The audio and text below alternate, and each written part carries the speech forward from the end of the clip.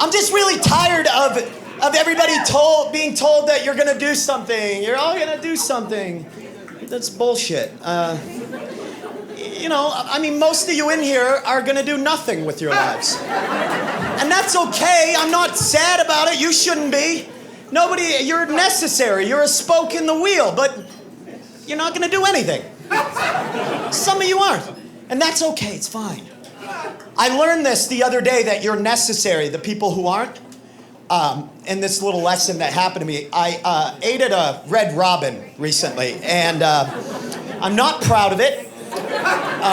Someone at my wife's work gave her a Kid Rock CD, and for a joke, we put it on our car CD player to listen to it, and our car just instinctively drove us there. Right? And then we figured, you know what? Fuck, we made it to the edge of hell. Might as well try the food, right? So we go inside and and I always ask for a menu, okay? Side note, you can say whatever you want, get it off your chest, boomy. It's not a political thing. I don't eat meat. There's no reason for it. I just don't eat meat. I stopped eating meat a while ago, whatever. I mean, you can woo it if you want, it doesn't make a difference. I did it because I was fat.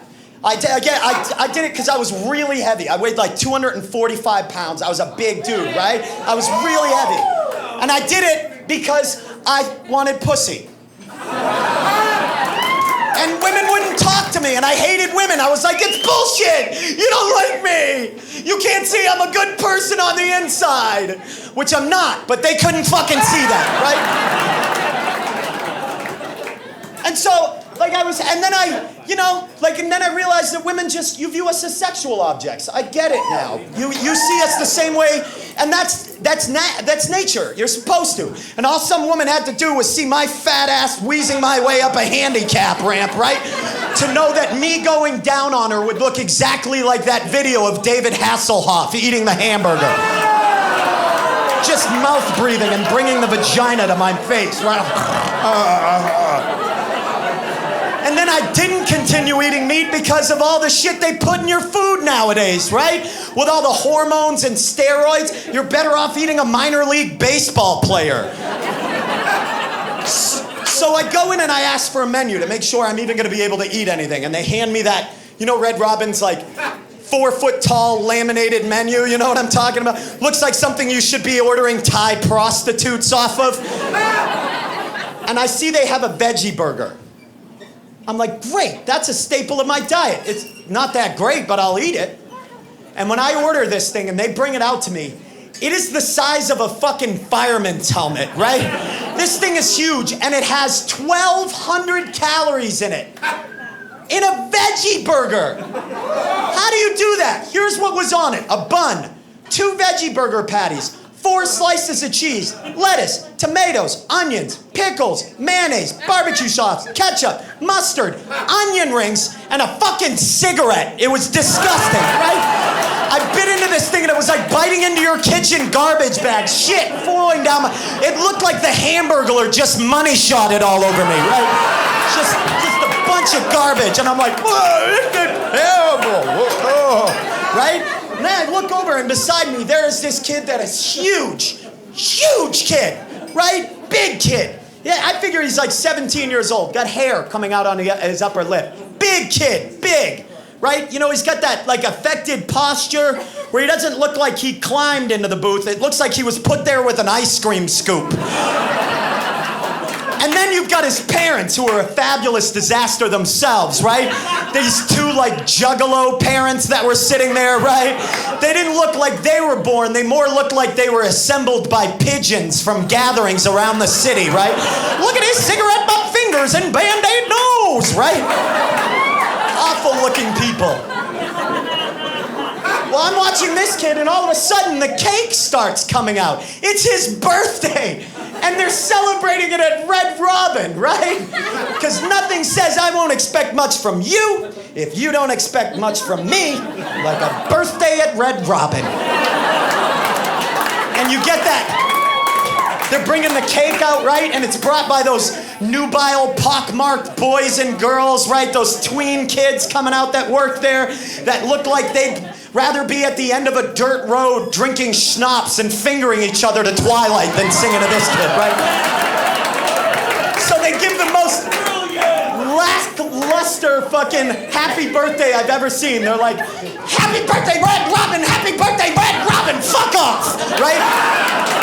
They walk away. This kid's candles on his cake. He's 11. 11 years old. This kid has shadows that weigh more than I do. Listen, once again, if you are obese and you are healthy, be happy, but don't fucking handicap your kids. Like, that's fucking weird, right?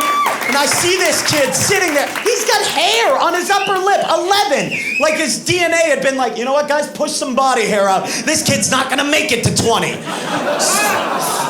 So he's sitting there and he sees me having trouble and he's like staring at me and he goes like this, he goes like this. He goes, and I go, fuck you. It's the only thing I could think of, right? And I'm holding the burger and he's like, nods at me and I'm like, you wanna fucking race me, man? You wanna eat? You wanna race eat? You wanna do that shit with me? And he's like, I'll fucking race you. He's got one of those cancer kazoo things, you know what I'm talking about? So I'm like, let's fucking do this, right? So I start pounding the food into my face. He starts pounding the food into his face. He's winning because he's using his trach scar as a grease trap, right? We're going. Kid starts fucking choking, right? Starts choking. Dad is like wailing him on the back.